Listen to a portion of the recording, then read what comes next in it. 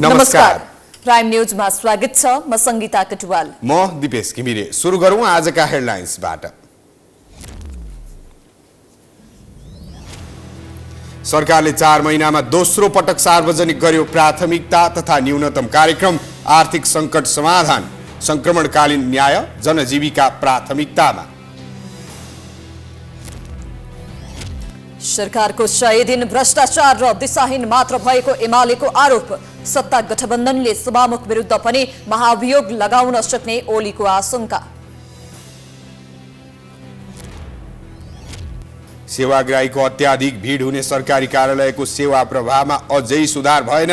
बिदाको दिन खुले पनि नागरिकको गुनासो उस्तै, सेवाग्राहीहरूलाई सधैँको शास्ति। सी र मैक्रोन बीच बेजिङमा वार्ता। आफ्नो प्रभाव प्रयोग गरेर रुस युक्रेन युद्ध रोक्न सीलाई दबाव। युद्ध संकट नबढाउन विश्व समुदायलाई आग्रह। र फिफा वरियतामा नेपाली राष्ट्रिय पुरुष फुटबल टिम 1 स्थान माथि उक्लिँदै 174औं स्थानमा। विश्व च्याम्पियन अर्जेन्टिना 6 वर्षपछि शीर्ष स्थानमा। अब प्राइम न्यूज विस्तारमा। संयुक्त सरकारको प्राथमिकता र साझा न्यूनतम कार्यक्रम सार्वजनिक भएको छ। प्रधानमन्त्री पुष्पकमल दाहाल सहित सत्ता गठबन्धनमा आबद्ध दलका नेताहरूको उपस्थितिमा बिहिबार रेखा शर्माले संयुक्त सरकारको प्राथमिकता र साझा न्यूनतम कार्यक्रम सार्वजनिक गरेकी हुन्। विस्तृत शान्ति सम्झौता लगायत विगतमा नेपाल सरकार र विभिन्न राजनीतिक दल र पक्षीहरूबीच भएको सहमति र सम्झौताहरूलाई मनन गरी देशलाई दिगो शान्ति, सुशासन, विकास र समृद्धिका लागि कटिबद्ध रहँदै यो कार्यक्रम ल्याएको उनले बताएकी छिन्। कार्यक्रममा अधिकार सम्पन्न उच्चस्तरीय प्रशासनिक आयोग बनाउने भनिएको छ, जसबाट बोझिलो संरचनालाई रूपान्तरण हुने र संघीय संरचनालाई चुस्त दुरुस्त बन्ने गठबन्धनको उद्देश्य रहेको छ। त्यसैगरी सत्तारूढ गठबन्धनले सरकारले पूर्णता पाएको 6 महिनाभित्र नागरिकता ऐन ल्याउने प्रतिबद्धता जनाएको छ। नागरिकता ऐनमा लैङ्गिक विभेद पनि अन्त्य गर्ने विषय पनि न्यूनतम साझा कार्यक्रममा राखिएको छ। ठोस कार्ययोजना बनाई कार्यान्वयन प्रक्रिया अगाडि बढाउनेछ। सोको अनुगमन प्रधानमन्त्री तथा मन्त्रीहरूको कार्यालयले गर्नेछ। सरकारले 6 महिनाभित्र प्रहरी समायोजन गर्ने, संघीयताको चुस्त कार्यान्वयनका लागि अधिकार सम्पन्न उच्चस्तरीय प्रशासनिक सुधार आयोग बनाउने पनि घोषणा गरेको छ। कार्यक्रम सार्वजनिक भएपछि सम्बोधन गर्दै प्रधानमन्त्री दाहालले कार्यक्रमलाई राष्ट्रिय सहमतिको दस्तावेज भएको बताए। यसअघि एमाले नेतृत्वमा बनेको सरकारले ल्याएको कार्यक्रमका महत्वपूर्ण विषय पनि समेटिएकाले राष्ट्रिय सहमतिको दस्तावेज भएको दाहालको दाबी छ। पक्कै पनि यो धेरै विकसित र परिमार्जित भएर आएको छ। यसमा अहिलेका 10 दलका नेताहरूको दिमाग त लागेकै छ। यो भन्दा पहिलेका चाहिँ सरकारमा भएका पार्टीहरूको पनि दिमाग छ यसमा। त्यसकारण भन्ने नै हो भने यो राष्ट्रिय सहमतिकै साझा न्यूनतम कार्यक्रम भन्न पनि सकिन्छ। कार्यक्रममा संविधानको रक्षा र आवश्यकता अनुसार परिमार्जन, विकास, संघीय लोकतान्त्रिक गणतन्त्रको सुदृढीकरण र संघीयता कार्यान्वयन गर्ने उल्लेख गरिएको छ। त्यसैगरी देशको अर्थतन्त्र रूपान्तरण र सुदृढ गर्न नीतिगत, संरचनागत तथा कार्यगत सुधार गर्ने प्रतिबद्धता जनाइएको छ।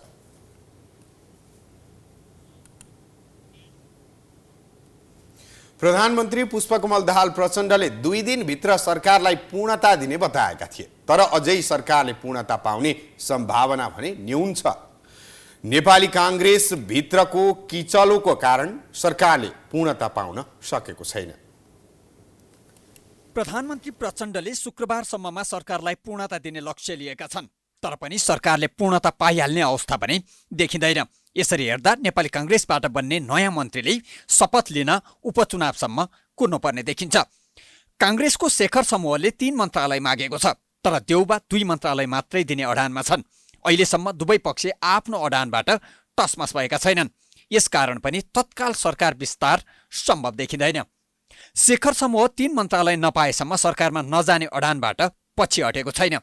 उचित प्रतित्व चाहिँ शेखर समूहलाई पनि दिनुपर्छ भन्ने कुरा हामीले उठाएका हौँ। यो विषयमा उहाँहरूका बीचमा छलफल भइरहेकै हुनुपर्छ। र त्यो टुङ्गो नलागेसम्म त अब यो त्यहाँ नाम सिफारिस गर्ने भन्ने कुरा प्रश्न नै आएन।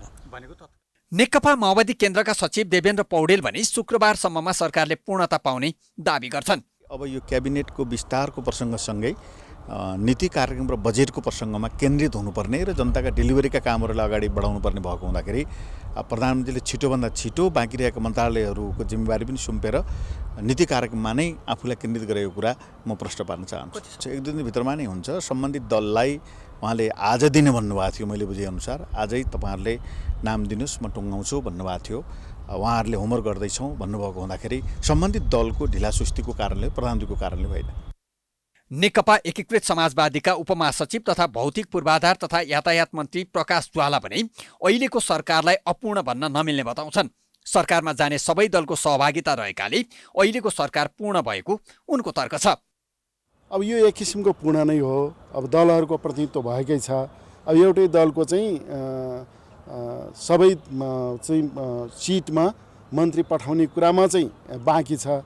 त्यसकारण चाहिँ सत्ता गठबन्धनका सबै दलहरू सरकारमा सहभागी हुनु भनेको यो आफैमा पनि सरकारले पूर्णता पाएको रूपमा बुझ्नुपर्छ।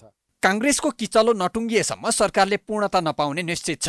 तर अहिलेसम्म काङ्ग्रेसका दुवै पक्ष आफ्नो अडानमा कायमै छन्, जसको कारण सरकारले पूर्णता पाउन सकेको छैन।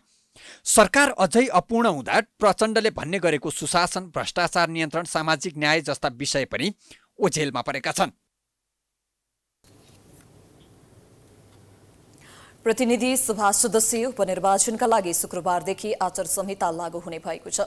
निर्वाचन आयोगले शुक्रबारदेखि निर्वाचन सम्पन्न नभएसम्मका लागि आचार संहिता लागू गर्ने निर्णय गरेको हो। सहसचिव एवं प्रवक्ता शालिग्राम शर्मा पौडेलका अनुसार आचार संहिता चितवन, बारा र तनहुँ जिल्लाभर विभिन्न व्यक्ति, निकाय तथा अधिकारीलाई लागू हुनेछ।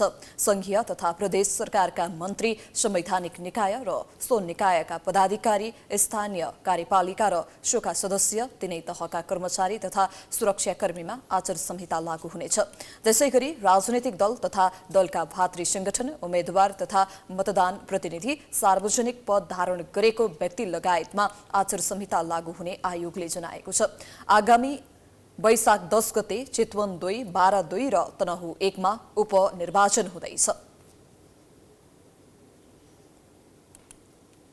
प्रधानमन्त्री पुष्पकमल दाहालले संघीयतालाई मजबुत बनाएर मात्र संविधान कार्यान्वयन गर्न सकिने बताएका छन्। सिंहदरबारमा बसेको राष्ट्रिय विकास समस्या समाधान समितिको 50औं बैठकलाई सम्बोधन गर्दै प्रधानमन्त्री दाहालले अहिले संघीयता कार्यान्वयनमा समस्या देखा पर्न थालेको भन्दै यसलाई सबल र मजबुत बनाएर मात्र संविधानको सफल कार्यान्वयन गर्न सकिने बताएका हुन्। उनले मुलुकमा देखा परेको आर्थिक चुनौतीलाई सम्बोधन गर्ने गरी काम गर्न र पुँजीगत खर्च बढाउन विशेष मेहनत गर्न निर्देशन दिए। त्यस्तै प्रधानमन्त्री प्रचण्डले सरकार आगामी आर्थिक वर्षको नीति कार्यक्रम र बजेटको पूर्व सन्ध्यामा रहेको हालमा जोड दिँदै विगतभन्दा नयाँ र गुणात्मक प्रकृतिको योजना निर्माण र बजेट व्यवस्थाका लागि आवश्यक तयारी गर्न समेत निर्देशन दिएका छन्।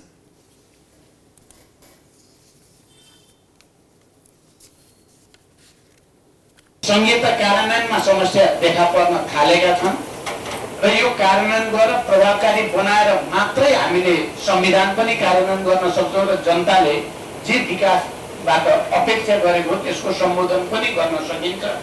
तपाईहरुले जे कुरा राख्नु भएको छ, मैले आफ्नो यो अहिलेको प्रधानमन्त्रीत्व काललाई संविधान कार्यान्वयन र संहिता कार्यान्वयनको दृष्टिले एउटा महत्त्वपूर्ण चुनौती पनि र अवसरको रूपमा पनि लिएको छु। अहिलेको विषम परिस्थितिमा खर्चमा मितव्ययिता गर्ने, स्रोत परिचालनमा विशेष मेहनत गर्ने र उत्पादन बढाउने कार्यमा ध्यान केन्द्रित गर्नुपर्ने उनको भनाइ छ। अर्थतन्त्रका संरचनागत समस्या समाधान गर्न अर्थ मन्त्रालय र राष्ट्रिय योजना आयोगले कार्य योजना निर्माण गर्न समेत निर्देशन प्रधानमन्त्रीले दिएका छन्।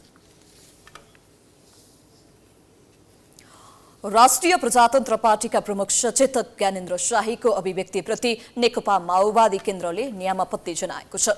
संसदको आकस्मिक समयमा नेता शाहीको अभिव्यक्तिप्रति माओवादीका प्रमुख सचेतक हितराज पाण्डेले नियामपत्ति जनाएका हुन्। शाहीले संघीयता र देश ठूलो भएको अवस्थामा मात्रै चाहिने बताएका थिए। उनले संघीयता कार्यकर्ता भर्ती गर्ने माध्यम र कहीँ नअटेको व्यक्तिलाई सांसद बनाउने प्रवृत्ति बढेको भन्दै विदेशबाट ऋण ल्याएर संघीयता पाल्न नसकिने बताएका थिए।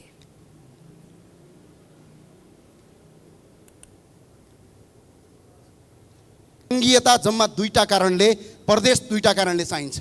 एउटा पहिचानका लागि चाहिन्छ, एउटा भनेको देश ठुलो भयो भने त्यो देशलाई केन्द्रीकरण गर्नका लागि चाहिन्छ। तर यो आज देशमा संघीयता, कार्यकर्ता भर्ती गर्ने, काहीँ नअटाएका कार्यकर्तालाई सांसद बनाउने प्रवृत्ति भयो। यसरी देश र विदेशको ऋण ल्याएर प्रदेश पाल्न सकिँदैन।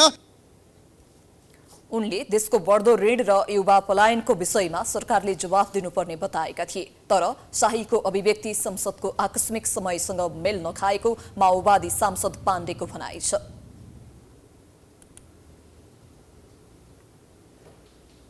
मान्यहरूले खास गरेर अहिले राखेको विषयवस्तु के यो आकस्मिक समयसँग सम्बन्धित छ?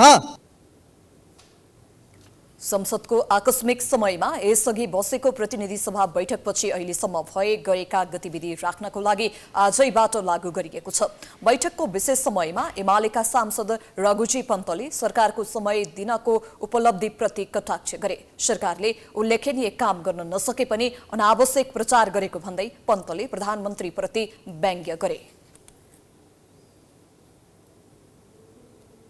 यस्तो गर्नको लागि यस्तो निर्देशन दिएको छ।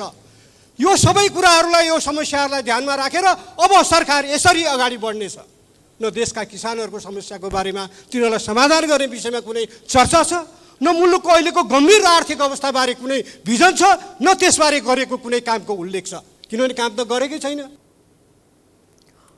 राष्ट्रिय स्वतन्त्र पार्टीका सांसद हरि ढकालले त्रिभुवन विमानस्थलमा भ्रष्टाचार गर्न विदेशबाट आएको सबको बाकस समेत खोलेर हेर्न थालिएको बताएका छन्।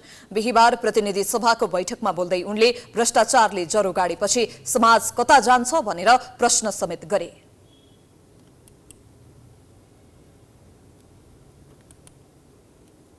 यहाँबाट एउटा गरिब किसानको छोरोमा त्यति धेरै लागु औषध बोकाइएको देख्दैन।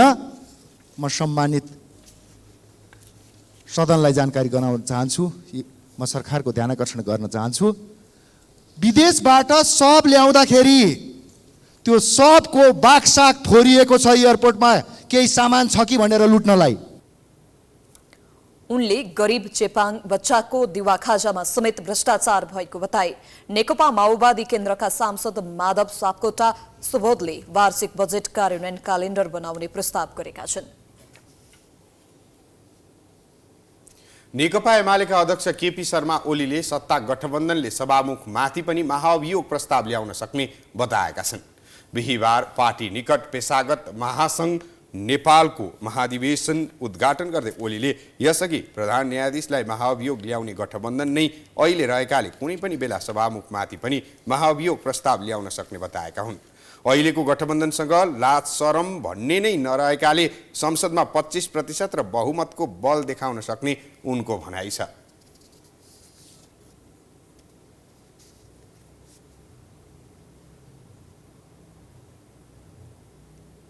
सर्वोच्च अदालतको प्रधान न्यायाधीश को छ भन्ने कुरा होइन,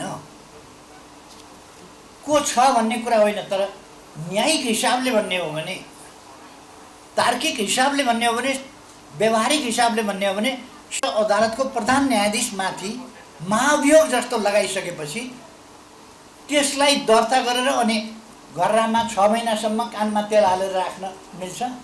सुहाउने कुरा हो त्यो। सम्मानित सर्वोच्च अदालतलाई स्वतन्त्र ढङ्गले काम गर्न नदिने, प्रधान न्यायाधीश विहीन बनाउने, त्यस्ता कामहरू गर्न अप्ठ्यारो नमान्ने। ओलीले यसअघि गठबन्धनले राष्ट्रपतिलाई पनि महाअभियोग लगाउन धेरै पटक खोजेको भए पनि सफल हुन नसकेको बताए। उनले प्रधान न्यायाधीशमाथि महाअभियोग प्रस्ताव ल्याएर नियत बस्ने सर्वोच्च अदालतलाई लामो समय नेतृत्वविहीन बनाएको आरोप पनि ओलीको छ। प्रतिनिधि सभाका सभामुख देवराज घिमिरेले प्रतिनिधि सभा कार्य व्यवस्था परामर्श समितिमा रहने सांसदहरूको नाम मनोनयन गरेका छन्। प्रतिनिधि सभाको बिहीबार बसेको बैठकमा घिमिरेले समितिमा रहने सदस्यहरूको नाम पढेर सुनाएका थिए। समितिमा मनोनित हुने सांसदहरूमा अजय कुमार चौरासिया, अनिता देवी, गंगाराम चौधरी, जीवन परियार, तारा लामा तामाङ, नागिना यादव, पदम गिरी, प्रदीप यादव, महेश कुमार बर्तौला, मेटमणि चौधरी, रमेश लेखक, रामप्रकाश चौधरी, रामहरि खतिवडा, रूपा चौधरी, लीलानाथ श्रेष्ठ, विद्या भट्टराई, सन्तोष परियार, सरिता प्रसाई, हेतराज पाण्डे र ज्ञान बहादुर शाही रहेका छन्। नयाँ नियमावली पारित भएसँगै प्रतिनिधि सभाको 21 सदस्यीय कार्य व्यवस्था परामर्श समितिले पूर्णता पाएको छ। संसदका गतिविधि र नीति निर्माण प्रक्रियाबारे जानकारी लिन विभिन्न विद्यालय र कलेजका विद्यार्थीहरू संसद भवन जाने गर्छन्। यही क्रममा आज संसद भवनमा कानुनका करिब 200 जना विद्यार्थी भेटिए। हामीले संसदमा विद्यार्थीका अनुभवबारे उनीहरूसँग कुराकानी गरेका छौँ। संघीय संसद भवन नयाँ बानेश्वरमा संसदका विभिन्न गतिविधिहरू निहाल्नका लागि, संसदका गतिविधिहरू बुझ्नका लागि विभिन्न स्कुल कलेजका विद्यार्थीहरू पनि आउने गरेका छन् र आज यहाँ चक्रवर्ती कलेजका बीए एलएलबी का फर्स्ट इयर फर्स्ट इयरका विद्यार्थीहरू यहाँ हुनुहुन्छ। उहाँहरूले के कस्ता अनुभवहरू सँगाल्नुभयो, के सिक्नुभयो, योभन्दा अगाडि संसदलाई उहाँहरूले कसरी निहाल्नु भएको थियो, यो विषयमा केही प्रतिक्रियाहरू लिन्छौँ। नमस्कार, स्वागत गरेँ यहाँलाई। धन्यवाद। फर्स्ट हैन, नाम भनिदिनुहोस् अनि के सिक्नुभयो, तपाईँले बाहिरबाट कसरी हेर्नुभएको थियो, भित्र आइसकेपछि के फरक पाउनुभयो छोटोमा? नमस्ते, मेरो नाम सुस्ती हिरा सिखराकार। म चाहिँ BLLB first year student, Chakraborty हाबी कलेजमा ल पढ्दैछु। अनि पहिले सांसद भवन आउनु अगाडि चाहिँ किताबहरूमा, सोसियल बुकहरूमा मात्रै हेरेको थिएँ कस्तो हुँदो रहेछ, अनि कसरी चुनावहरू हुँदो रहेछ पार्लियामेन्टमा, कसरी डिस्कसन हुँदो रहेछ चाहिँ आज थाहा पाएँ होइन। कसरी देशको प्रब्लमहरू एउटै ठाउँमा ल्याइँदो रहेछ, कसरी त्यसलाई एड्रेस गरिँदो रहेछ भनेर आज थाहा भएको छु। यही भन्न चाहन्छु। नमस्ते, मेरो नाम क्षितिज पराजुली। मैले पाएको फरक चाहिँ जस्तो अब पहिलोचोटि नै हो मेरो यो अनुभव है। यो अनुभवमा मैले धेरै कुरा बटुलेको छु, आफ्नो नोटबुकमा राखेको छु पछिको लागि, कामको लागि। र जसरी मेजरदेखि लिएर माइनर इस्यु यहाँ छलफल हुन्छ, त्यो कुराप्रतिको एउटा क्रिटिकल एनालाइसिस चाहिँ मैले बनाउन सकेँ आज गएर। र कम्प्लिटली एउटा के प्रोसेस हुने रहेछ, ल मेकिङ प्रोसेसदेखि लिएर हजुरको डिस्कसन, सबै कुराको देशको बारेमा चर्चा, सबै थोकको बारेमा चाहिँ एउटा राम्रो नलेज चाहिँ मैले गेन गर्न सकेँ। नमस्ते, मेरो नाम चाहिँ विकेश प्रसाद यादव। आजको चाहिँ हामीलाई बाहिरी रूपमा देख्दा चाहिँ त लाग्दैन कि नेताहरूले हाम्रो बारेमा बोल्दिएन र डिस्कस गर्दिएन भनेर।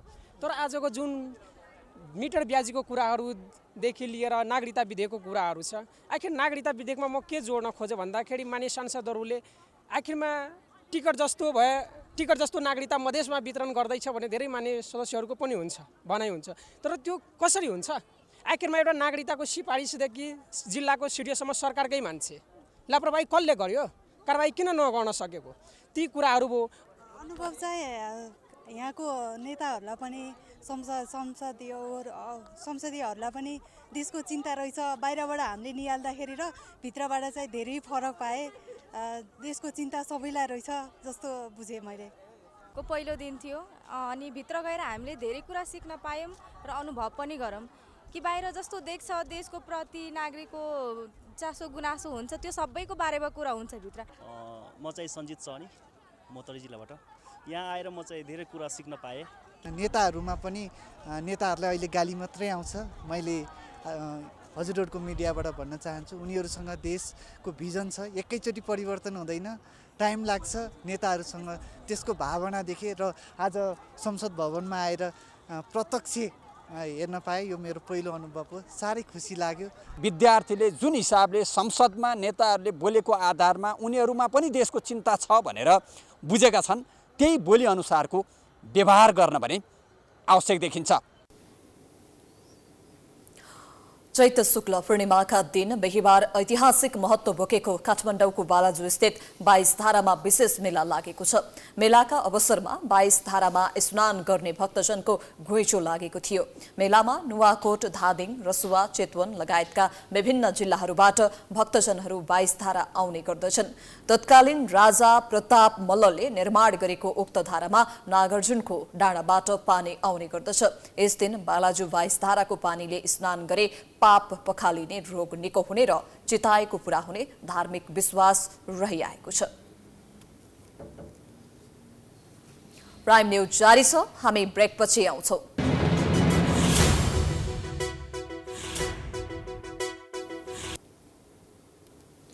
ब्रेकपछि स्वागत छ। अब बाँकी न्यूज।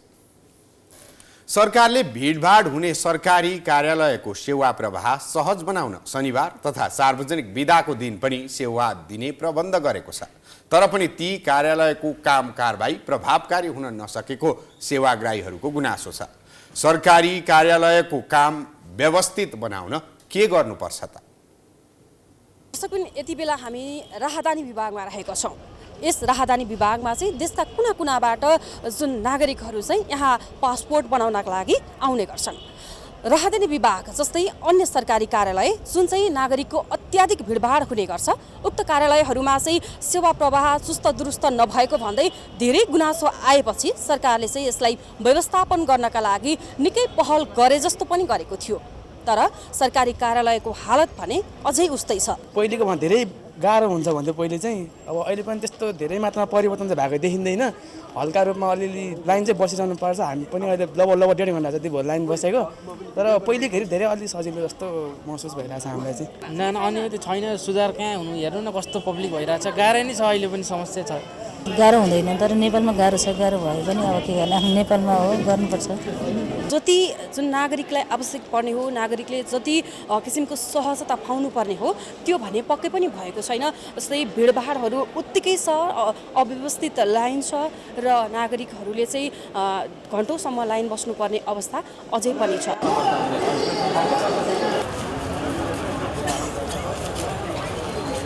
तसर्थ हामी राहदानी विभागपछि चाहिँ जिल्ला प्रशासन कार्यालय बबरमलमा आइपुगेका छौँ। पहिलाको तुलनामा नागरिकहरूले पाउने सेवा सुविधाहरू चाहिँ सहज भएको छ या छैन।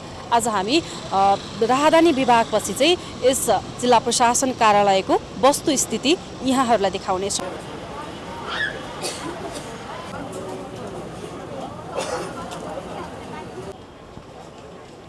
पहिले पनि अब भर्दाखेरि यसरी लाइन बसेर बढ्यो, त्यतिखेर नै गाह्रो नै भयो होइन। अहिले पनि मैले गाह्रो नै भयो, अब उस्तै नै देख्छु देख्न त होइन। खासै मैले अब यही कामको लागि त दोहोरेर आउनु परेन होइन। अहिले त मेसेज आएर आउनु लाग्यो। पहिले फर्म आवेदन भर्दाखेरि पनि त्यस्तै किसिमको लाइन बस्नु पऱ्यो होइन। त्यस कारणले अब यो बिचमा क्लोजली अब्जर्भ गर्नु त पाएको छैन होइन। अब पक्कै पनि यस्तो भिडभाड चाहिँ सधैँ यस्तै देखिन्छ। मेरो अनुभवमा पहिला म एउटा कोठाबाट अर्को कोठा, अर्को कोठाबाट अर्को कोठामा गएपछि नागरिक त मिलिहाल्थ्यो। अब त्यसको अब त मान्छे जनसङ्ख्या पनि वृद्धि हुँदै गयो होइन। अब त्यसको अनुपातमा पनि काम त हुँदैछ, राम्रै छ। नागरिकको अत्यन्त भिडभाड हुने राहदानी विभाग, सिडिओ कार्यालय, यातायात कार्यालय जस्ता सरकारी कार्यालयहरूको अझै पनि सेवा सुविधा र नागरिकलाई दिने जुन सेवाहरू चाहिँ चुस्त दुरुस्त भइसकेको अवस्था छैन। जसरी सरकारले चाहिँ सरकारी सेवालाई चुस्त दुरुस्त बनाउनका लागि योजनाहरू अगाडि सारेको छ, सोही अनुसार अगाडि बढ्न सकेको खण्डमा पक्कै पनि नागरिकले सेवा सुविधाहरू सहज रूपमा पाउने थिए कि यसतर्फ सम्बन्धित निकायको बेलैमा ध्यान जान अत्यन्त आवश्यक छ। प्राइम टाइम्स टेलिभिजनका लागि क्यामेरामा दिनेश सार्कीका साथ सृजना कार्की, काठमाडौँ। मिटर ब्याजीबाट पीडित भएर काठमाडौँ आएकाहरूले आन्दोलन गरिरहेका छन्। उनीहरूले चक्रवृत्ति तथा मिटर ब्याजीलाई कारबाही गर्नुपर्ने, जाली तमसुक तथा पीडितको जमिन फिर्ता गर्नुपर्ने लगायतका माग राखेका छन्। आफ्ना माग पूरा नभएसम्म नफर्किने अडान राखेका उनीहरूले शान्ति बाटिकामा आएर आफूहरूसँग वार्ता गर्न उपप्रधानमन्त्री तथा गृहमन्त्री नारायण काजी श्रेष्ठलाई आग्रह गरेका छन्।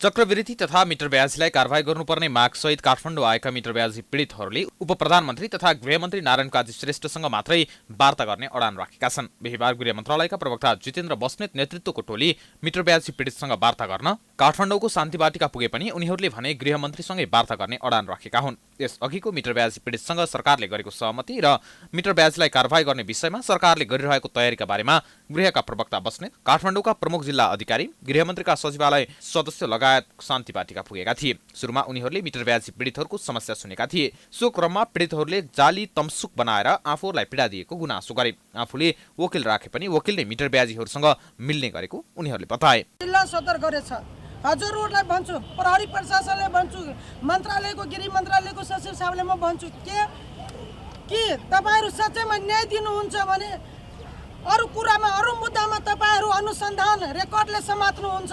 तर म त्यो वकिलको रेकर्ड मसँग 61 वटा छ, नलिएको कुरा बोल्छ त्यसमा। तर मैले अदालतबाट हार खायो। म श्याम परदेशीको पीडित हुनाले अहिले हाम्रो 5-6 वर्ष भइसक्यो। 72 सालदेखि हामी उहाँसँग, श्याम परदेशीलाई हामी जेलमा राखेको छु। तर उहाँलाई अहिलेसम्म उसको काम भइरहेछ। हामीले उहाँलाई जेलैमा राखेर हामीले के पाएको छ? म हजुरहरूलाई अनुरोध गर्छु कि उहाँको जस्तो हाम्रो लिखित छ त्यो हामीले उहाँ गर्नु दिनुपर्ने, जुन हाम्रो अदालतको छ खारिज गरिदिनु पर्ने। पीडितहरूको गुनासो सुनेपछि गृह मन्त्रालयका प्रवक्ता बस्नेतले मिटर ब्याजी पीडितहरूको समस्या सुन्न प्रधानमन्त्री र गृहमन्त्रीले पठाएको र आफूहरू माग पूरा गर्न सकारात्मक रहेको जानकारी गराएका थिए। उनले यसअघिको पीडितसँग भएको सहमति अनुसार मिटर ब्याज सम्बन्धी उजुरीलाई प्राथमिकता दिनका लागि निर्देशन दिएको, समस्या समाधानका लागि सरकारले आयोग गठन गरेको बताएका थिए। जसले चाहिँ अब गरिब पीडितहरूलाई चाहिँ अन्याय गर्नु भएको छ, अन्यायको महसुस धेरै नागरिकहरूले गरेको छ, त्यो विषयलाई तपाईहरुले पहिलो प्राथमिकतामा राखेर हेरिदिनुपर्छ भनेर हामीले उहाँहरूलाई निर्देशन पठाएका छौँ। र तपाईहरुले थाहा पाउनु भएको छ, हिजो अस्ति भर्खरै सबै देशैभरिका मिटर ब्याजबाट पीडित नागरिकहरूको लागि नै एउटा सहमति भएको छ। फेरि पनि त्यो सहमति मात्रै होइन कि त्यो सहमति भएर नेपाल सरकार मन्त्री परिषदले आयोग पनि गठन गरिसकेको छ। पूर्व न्यायाधीश गौरी बहादुर कार्की जो चाहिँ न्यायालयको एकदम स्वच्छ नेतृत्व फिगरको रूपमा पनि चिनिनुहुन्छ, उहाँको नै नेतृत्वमा संयोजकत्वमा चाहिँ आयोग गठन भइसकेको छ। तर पीडितहरूले आयोगले कहिले काम गर्ने भन्ने थाहा नभएको भन्दै मिटर ब्याजका लागि भएको तमसुक खारेज हुनुपर्ने बताएका थिए। मिटर ब्याजलाई अपराध नै घोषणा गरे पनि यसलाई रोक्न राज्यले कुनै पहल नगरेको उनीहरूले बताएका थिए। उनीहरूले यसअघिको सहमति देखाएर राज्य पन्छिन नमिल्ने भन्दै सिधै गृहमन्त्रीसँग छलफल गर्ने अडान राखेका थिए। उनीहरूले पारदर्शी ढङ्गले शान्ति बाटिकामा नै वार्ता गर्ने भन्दै छिटो निकास निकाल्न आग्रह गरेका छन्। तमसुक तथा पीडितको जमिन फिर्ता गर्नुपर्ने, भूमि लिलामी बन्द गर्नुपर्ने लगायतका माग राख्दै मिटर ब्याजी पीडितहरूको अर्को समूह काठमाडौँ आएको हो।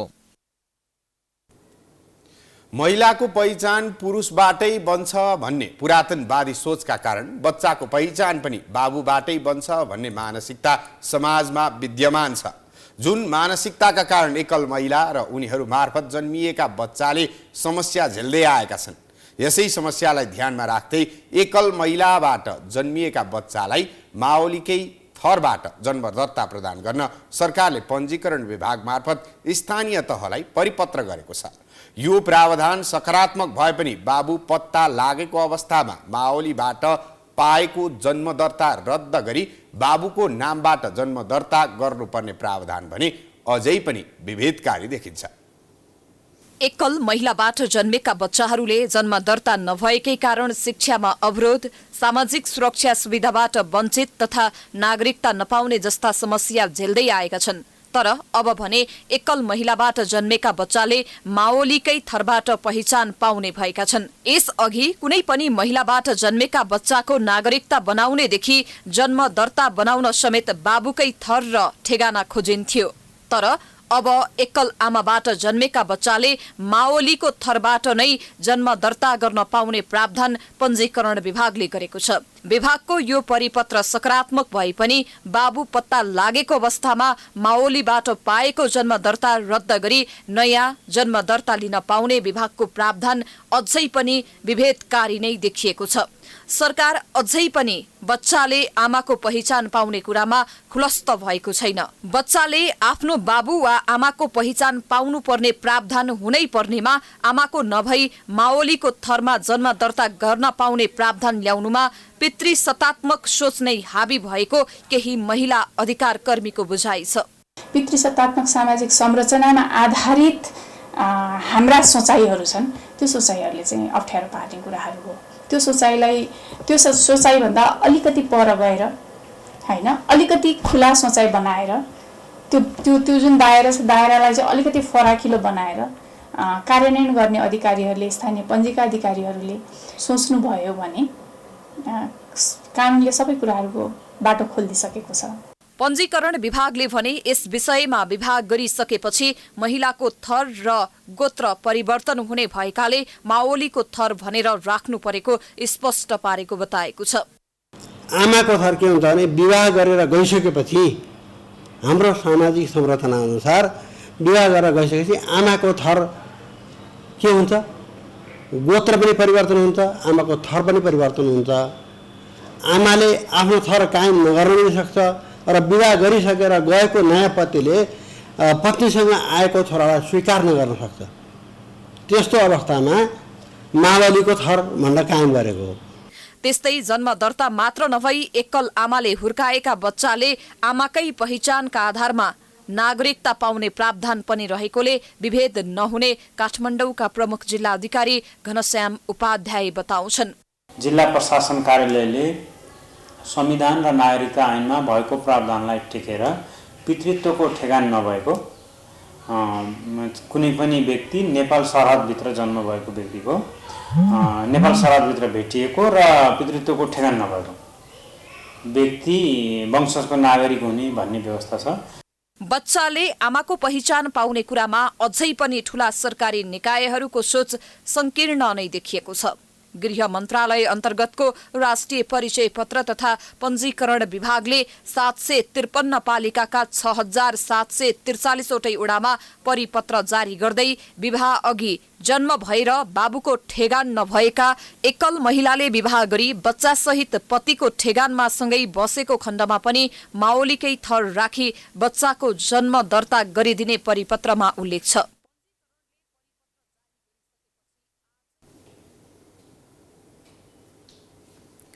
पहिचानको आधारमा प्रदेशको नामाङ्करणको माग गर्दै माओवादी केन्द्र निकट मोर्चाहरूले प्रधानमन्त्री पुष्पकमल दाहाललाई ज्ञापन पत्र बुझाएका छन्। बिहिबार प्रधानमन्त्री निवास बालुवाटारमा माओवादी निकट विभिन्न जनवर्गीय संगठनहरूले कोशी प्रदेशको नाम पहिचानको आधारमा राखिनुपर्ने भन्दै प्रधानमन्त्री समक्ष ज्ञापन पत्र बुझाएका हुन्। प्रदेशको नामाकरण कोशी भएपछि उत्पन्न परिस्थिति र त्यसको तत्काल वार्ताबाट हल गर्न र आन्दोलनको क्रममा निधन भएकाको परिवारलाई क्षतिपूर्तिको व्यवस्था गर्नुपर्ने ज्ञापन पत्रमा उल्लेख छ।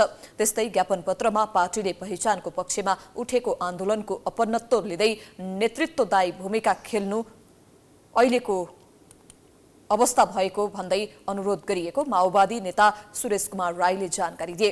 षड्यन्त्रपूर्वक ढंगले प्रदेश 1 मा कोशी नामाङ्करण भएको भन्दै त्यसलाई सच्याउनु पर्ने उनको भनाइ छ।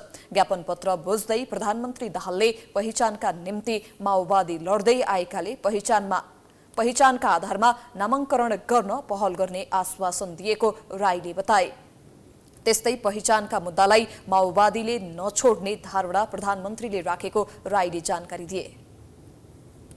पीडित जातिहरूको विरुद्धमा जो कोशी नाम थोपर्ने काम भएको छ त्यस विरुद्ध भइरहेको आन्दोलनको विषयमा हामीले गम्भीरतापूर्वक सम्माननीय प्रधानमन्त्रीज्यूलाई ध्यान आकर्षण गराउनको निम्ति एउटा ज्ञापन पत्र हामीले बुझाएका छौँ। तत्कालीन 1 नम्बर प्रदेशको नाम कोशी प्रदेश राख्नुपर्ने पक्षमा प्रदेश सभामा मतदान गरेको माओवादी केन्द्र त्यसको 1 महिनापछि नामाङ्कन सच्याउने पक्षमा उभिएको छ। गत फागुन 17 गते प्रदेश सभाबाट नाम पारित हुँदा माओवादी केन्द्रले भूगोलको आधारमा कोशी प्रदेशको पक्षमा मतदान गरेको थियो। पहिचान पक्षधरले त्यस विरुद्ध आन्दोलन थालेपछि र पार्टी भित्रैबाट पनि विरोध भएपछि माओवादी केन्द्र पहिचानका आधारमा पुनः नामाङ्कन गर्नुपर्ने पक्षमा छ। नागरिक उन्मुक्ति पार्टीको केन्द्रीय समितिको दोस्रो पूर्ण बैठकमा केन्द्रीय महाधिवेशन लगायतका विषयमा छलफल भएको छ। आज काठमाडौँको अनामनगरमा बसेको पार्टीको केन्द्रीय समिति बैठकमा कार्य सम्पादन समिति गठन, केन्द्रीय सदस्य संख्या थप लगायत समसामयिक राजनीतिक विषयमा समेत छलफल भएको छ। बैठकमा वैशाख 10 गते हुने उपनिर्वाचन, रेशम चौधरीको रिहाई, संघीय सरकारमा प्राप्त मन्त्रालय लगायतका विषयमा छलफल भएको छ।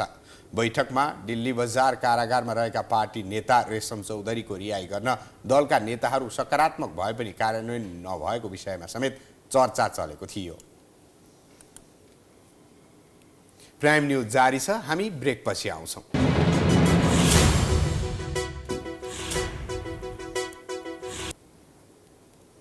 ब्रेकपछि पुनः स्वागत छ। अब बिजनेस न्यूज।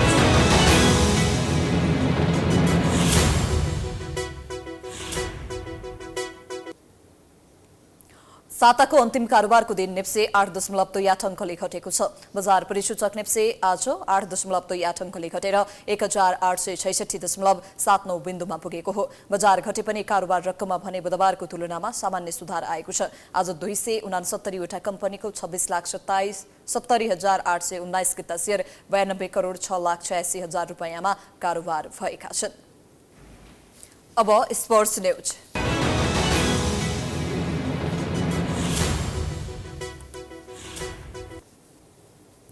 फिफा वरियतामा नेपाली राष्ट्रिय पुरुष फुटबल टिम एक स्थानमाथि उक्लिएको छ।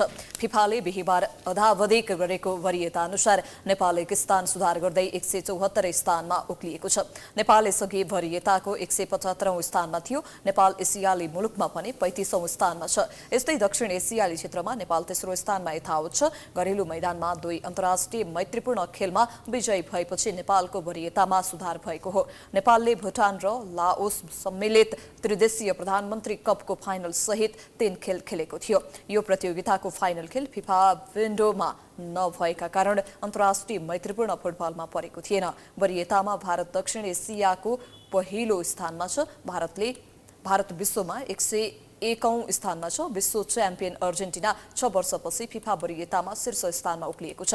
विश्व फुटबलको सर्वोच्च निकाय फिफाले बिहिबार अपडेट गरेको नयाँ वरियतामा अर्जेन्टिनाले 1 स्थान सुधार गर्दै शीर्ष स्थानमा उक्लिएको हो। अर्जेन्टिनाले गत डिसेम्बरमा कतारमा भएको विश्वकप उपाधि जितेको थियो। फ्रान्स पनि 1 स्थान सुधार गर्दै दोस्रो स्थानमा उक्लिएको छ। ब्राजिल भने तेस्रो स्थानमा झरेको छ। एसियाली राष्ट्रतर्फ जापान सबैभन्दा माथि 20औं स्थानमा छ भने इरान 24औं र दक्षिण कोरिया 27औं स्थानमा छ। राजधानीमा जारी शहीद स्मारक ए डिभिजन लिग फुटबलमा हिमालयन शेर्पा क्लब र मछिन्द्र फुटबल क्लबले बराबरी खेल्दै अङ्क बाँडेका छन्।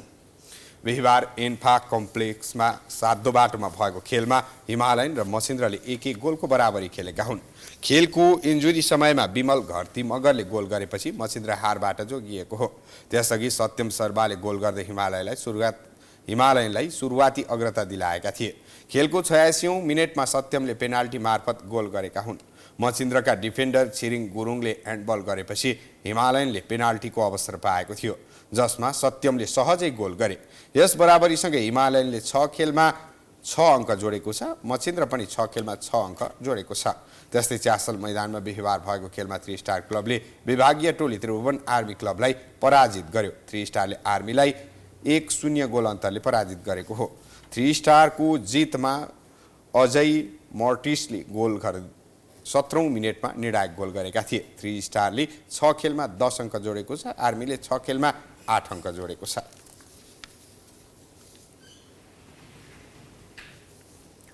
हामी प्राइम न्यूजको अन्त्यमा आइपुगेका छौं। जाँदै हेडलाइन्स पुनः एकपटक।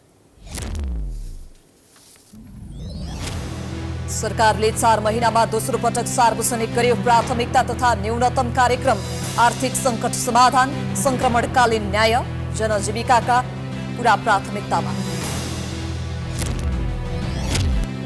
सरकारको 100 दिन भ्रष्टाचार र दिशाहीन मात्र भएको एमालेको आरोप। सत्ता गठबन्धनले सभामुख विरुद्ध पनि महाभियोग लगाउन सक्ने ओलीको आशंका। सेवाग्राहीको अत्याधिक भिड हुने सरकारी कार्यालयको सेवा प्रभावमा अझै सुधार भएन। बिदाको दिन खुले पनि नागरिकको गुनासो उस्तै, सेवाग्राहीहरूलाई सधैँको शास्ति। सी र म्याक्रोन बीच बेजिङमा वार्ता। आफ्नो प्रभाव प्रयोग गरेर रुस युक्रेन युद्ध रोक्न सीलाई दबाव। युद्ध सङ्कट नबढाउन विश्व समुदायलाई आग्रह। र फिफा वरियतामा नेपाली राष्ट्रिय पुरुष फुटबल टिम एक स्थानमाथि उक्लिँदै 174औं स्थानमा। विश्व च्याम्पियन अर्जेन्टिना 6 वर्षपछि शीर्ष स्थानमा।